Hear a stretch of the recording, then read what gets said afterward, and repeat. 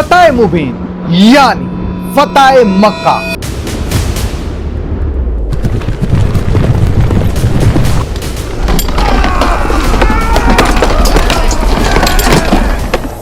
رات کا اندھیرا پھیل چکا تھا اور ہر طرف خاموشی کا راج تھا، اور پھر خاموشی کی اس چادر کو گھوڑوں کے ٹاپوں نے چیر کے رکھ دیا۔ چند درندہ صفت لوگ تلوار ہاتھ میں لیے قبیلہ بنو خزاعہ پر قیامت بن کر ٹوٹ پڑے۔ کئی افراد کو قتل اور بے شمار کو زخمی کر دیا گیا۔ بنو خزاعہ کے باقی لوگ جان بچانے کے لیے بھاگے، دوڑتے دوڑتے وہ حرم پہنچے اور وہاں پناہ لے لی۔ حملہ آور قبیلہ ان کے پیچھے تھا۔ اسی قبیلے کے ایک شخص نے اپنے سردار کو ٹوکا، ہم حرم پہنچ چکے ہیں۔ ہم حرم پہنچ چکے ہیں۔ مطلب یہ تھا کہ اب قتل و غارت بند کر دو، لیکن سردار کے سر پر تو خون سوار تھا۔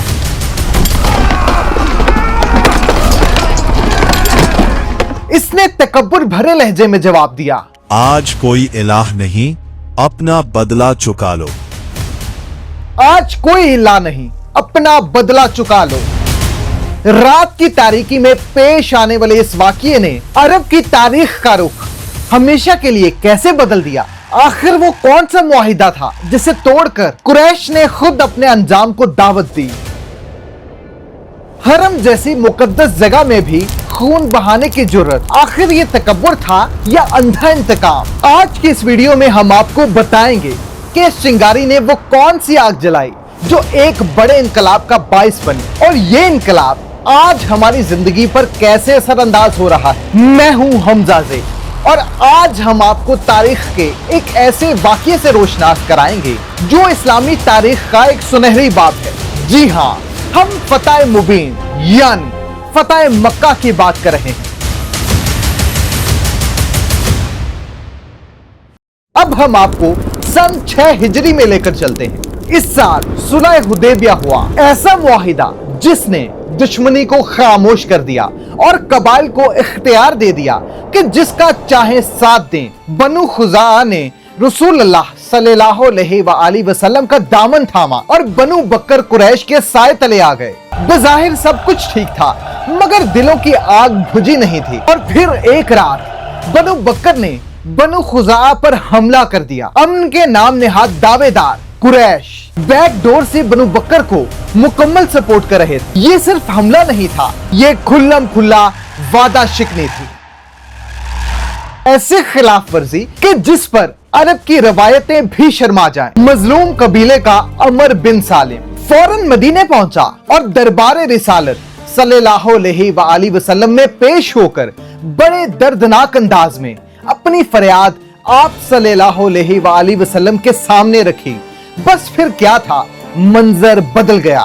اب یہ کسی قبیلے کی لڑائی نہیں رہی تھی، یہ حق اور باطل کی جنگ بن چکی تھی۔ آپ صلی اللہ علیہ وآلہ وسلم نے فرمایا، اے عمر بن سالم، تیری مدد کی گئی۔ دوسری طرف قریش کے بہادری کے غبارے سے بہت جلد ہوا نکل گئی۔ انہیں احساس ہو گیا کہ ہم نے کتنی بڑی بھول کر دی ہے، کیونکہ اس بار مقابلہ تلواروں سے نہیں، اصولوں سے تھا، اور قیادت محمد صلی اللہ علیہ وآلہ وسلم کے ہاتھ میں تھی۔ قریش جان گئے تھے یہ ایسی چنگاری ہے جو اب بجھے گی نہیں بلکہ بھڑکے گی، اور صرف اس ایک حملے کا نہیں بلکہ چن چن کر تمام مظالم کا بدلہ لے گی۔ خاموشی کہہ رہی تھی کہ ایک بڑا طوفان آنے والا ہے، لیکن سوال یہ تھا کہ اس طوفان کو کوئی روک پائے گا؟ قریش کو جان کے لالے پڑ گئے تھے۔ انجام کی سنگینی کو مد نظر رکھتے ہوئے انہوں نے گرینڈ میٹنگ بلائی اور ایگریمنٹ کو نئی شکل دینے کے لیے اپنا نمائندہ مدینہ روانہ کیا۔ یہ ابو سفیان بن حرب تھا، قریش کا سردار، وہی شخص جو کل تک طاقت کے نشے میں تھا مگر آج اس کے قدم لرز رہے تھے۔ وہ بارگاہ رسالت صلی اللہ علیہ وآلہ وسلم میں پہنچا، بات کرنے کی کوشش کی مگر جواب میں خاموشی ملی، ایک ایسی خاموشی جو الفاظ سے زیادہ بھاری تھی۔ اس کے بعد وہ حضرت ابو بکر رضی اللہ عنہ، حضرت عمر رضی اللہ عنہ، हजरत उस्मान रजी अल्लाह अन्हो के पास भी गया, लेकिन कहीं से भी तसल्ली बख्श जवाब ना मिला। अबू सुफियान ने आखिरी चाल चली, वो हजरत अली करम अल्लाह वजहो के पास आया, लेकिन यहाँ भी इसे इनकार ही मिला। इन कोशिशों और नाकामियों के बाद इसकी आंखों के सामने दुनिया तारीक हो गई। इसे मशवरा दिया गया कि खुद ही ऐलान कर लो, शायद इज्जत बच जाए। वो मस्जिद नबवी में खड़ा हुआ, आवाज बुलंद की, सुलह की तजदीद का ऐलान किया, मगर जवाब में सिर्फ खामोशी थी जो बता रही थी कि तुम्हारा खेल खत्म हो चुका है। मदीना बज़ाहिर पुरसुकून था, मगर अंदर ही अंदर एक फैसला कुन तूफान की तैयारी जारी थी। हिकमत अमली बेहतरीन अंदाज में आगे बढ़ रही थी, लेकिन ऐन इसी लम्हे एक दराड़ पड़ी। मदीना से एक औरत मक्का की तरफ रवाना हुई। इसके पास इतना कीमती राज था जो अगर कुरैश को मिल जाता तो मुसलमानों की तमाम कोशिशों पर पानी फिर जाता। आप सल्लल्लाहु अलैहि वसल्लम को वही के जरिए खबर दे दी गई। घुड़सवार रवाना किए गए, औरत रास्ते में पकड़ी गई। इसके बालों की चोटी से एक खत बरामद हुआ जिसमें कुरैश को अहले मदीना की प्लानिंग बताई गई थी। और फिर एक भयानक इंकशाफ हुआ। ये काम किसी मुशरिक, मुनाफिक या यहूदी ने नहीं किया था, बल्कि मुसलमान ने किया था। बेचैनी फैल गई। सबकी आंखों में एक ही सवाल था, ये गलती है या फिर गद्दारी। हातिब बिन अबी बल्ता रजी अल्लाह अन्हो को दरबार रिसालत में पेश किया गया। आप सल्लल्लाहु अलैहि वसल्लम ने पूछा, हातिब ये क्या है? हुजूर, मैं मुनाफिक नहीं हूँ, मेरी फैमिली मक्का में है। मुझे डर था कि कुरैश मेरे अहलो एयाल को नुकसान पहुंचाएंगे, इसलिए मैंने कुरैश पर एहसान करने का सोचा ताकि मेरी फैमिली महफूज रहे। ये सुनना था कि हजरत उमर रजी अल्लाह अन्हो का हाथ तलवार के दस्ते पर पहुंच गया। वो कहने लगे, या रसूलल्लाह सल्लल्लाहु अलैहि वसल्लम, मुझे इजाजत दें, मैं इसकी गर्दन उतारता हूँ। लेकिन आप सल्लल्लाहु अलैहि वसल्लम ने हातिब को मुआफ कर दिया। बिलाखिर वो दिन आ पहुंचा। आप सल्लल्लाहु अलैहि वसल्लम सन 8 हिजरी 10 रमजान को खुफिया अंदाज में मदीना से रवाना हुए। आप सल्लल्लाहु अलैहि वसल्लम के साथ 10,000 जानिसार थे। ये लश्कर मक्का के करीब मर अज़हरान के मकाम पर रुका। रात छाई और फिर वो मंजर बना जिसने तारीख का सीना हिला दिया। हजारों लोगों ने चूल्हे जलाए जैसे जमीन पर सितारे उतर आए हों।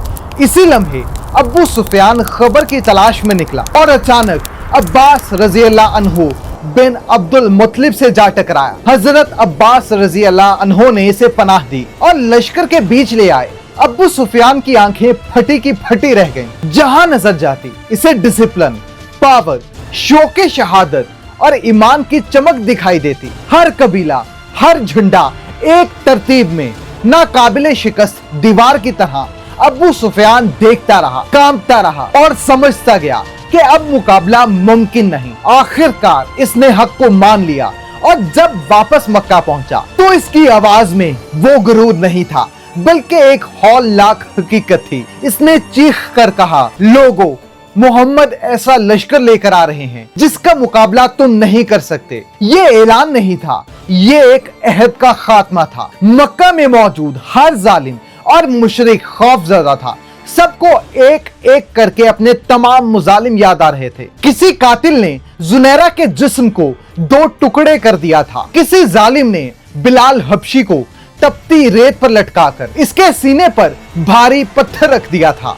किसी जाबिर ने खब्बाब के जिस्म को दहकते अंगारों के हवाले किया था। किसी बदबख्त ने महबूबे खुदा की पीठ पर ओजरी रख दी थी। और फिर ये सब लोग अपना सबसे बड़ा जुल्म कैसे भूल सकते थे जब उन्होंने रसूल खुदा सल्लल्लाहु अलैहि वसल्लम पर जमीन तंग कर दी थी और इन्हें अपने वतन से हिजरत पर मजबूर कर दिया था। इन्हें अपना अंजाम भी नजर आ रहा था। डर, वहशत, एहसास, जुर्म और पछतावे में डूबे इन तमाम लोगों की आंखें यही सवाल पूछ रही थीं, अब हमारा क्या बनेगा? 20 रमजान सन 8 हिजरी का सूरज एक नए दौर की खबर लेकर तुलू हुआ। आप सल्लल्लाहु अलैहि वसल्लम मक्का में दाखिल हुए, मगर फातिहाना गुरूर के साथ नहीं, बल्कि आजिज़ी और इनकिसारी के साथ अल्लाह की हम्दो सनाह करते हुए। इस कदर आजिज़ी के दाढ़ी के बाल ऊंट के कजावे को छू रहे थे।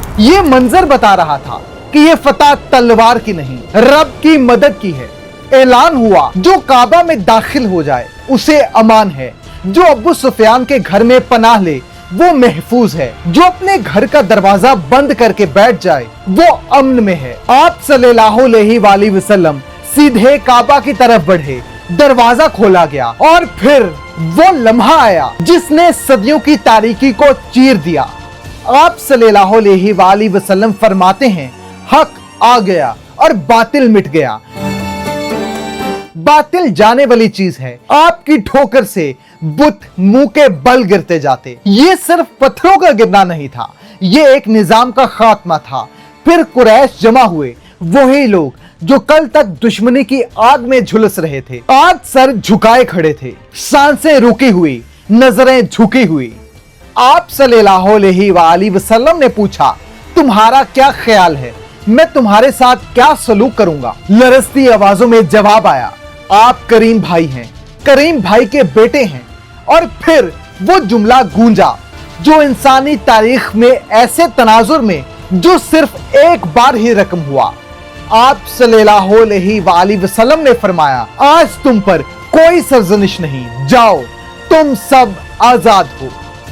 ये आम मुआफी नहीं थी, ये दिलों को जीतने का ऐलान था। जब कोई जंगजू शहर फतह करता है तो इसकी हर चीज पर कब्जा कर लेता है, लेकिन यहाँ इस अजीमुल शान हस्ती ने एक और शानदार काम किया। उस्मान बिन तलहा को बुलाया गया, काबे की कुंजी उनके हवाले की गई और फरमाया गया कि ये अमानत हमेशा हमेशा के लिए ले लो। ये इंसाफ था, वही चाबी, वही खानदान, मगर निजाम बदल चुका था। एक नई बुनियाद रख दी गई थी, मगर दूसरी तरफ इंसान के दिलों में एक हल्की सी तशवीश ने जन्म लिया। क्या अब नबी करीम सल्लल्लाहु अलैहि वसल्लम अपने शहर में ही क़याम फरमाएंगे या जुदाई का वक्त करीब आ गया है? ये ख्याल बिजली की तरह दिलों में कूंद रहा था।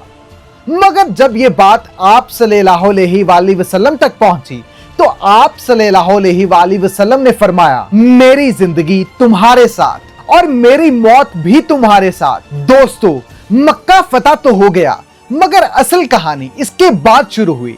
इस फतह ने पूरी दुनिया पर चंद हैरत अंगेज असरात छोड़े। पहला फायदा, ये वो मोड़ था जहां हक पूरी आबोताब के साथ गालिब आ गया। अब इस्लाम कोई उभरती हुई ताकत नहीं रहा, बल्कि एक तस्लीम शुदा हकीकत बन गया था। दूसरा फायदा, नबी करीम सल्लल्लाहु अलैहि वसल्लम ने आम मुआफी देकर वो काम किया जो तलवारें नहीं कर सकती। दुश्मन दोस्त बन गए, नफरतें पिघल गईं, दिल जीते गए, और यही असल कामयाबी थी। तीसरा फायदा, काबा जो कभी बुतों से भरा हुआ था अब खालिस तौहीद का मरकज बन गया। 360 बुतों का गिरना सिर्फ पत्थरों का गिरना नहीं था, ये एक पूरी सोच का खात्मा था। पैगाम वाज़े था, अब के बाद इबादत सिर्फ रब के लिए होगी। चौथा फायदा, जब कुरैश झुक गए तो बाकी अरब कबाइल ने भी देर न लगाई। लोग जोक दर जोक इस्लाम में दाखिल होने लगे और ये वो रफ्तार थी जिसने इस्लाम को पूरे अरब में फैला दिया। पांचवा फायदा, अंदरूनी खतरात खत्म, सबसे बड़ी मुजाहमत खत्म।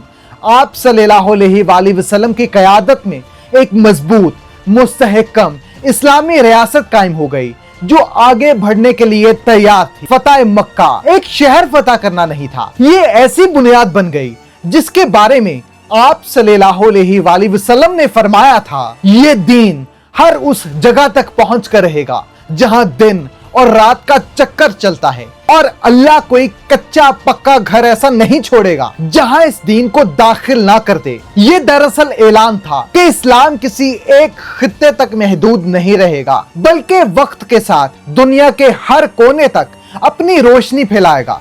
लेकिन मेरा आपसे सवाल है, क्या हम अपने अमल से इस रोशनी को आगे बढ़ा रहे हैं? कमेंट सेक्शन में अपनी कीमती राय से जरूर आगाह करें।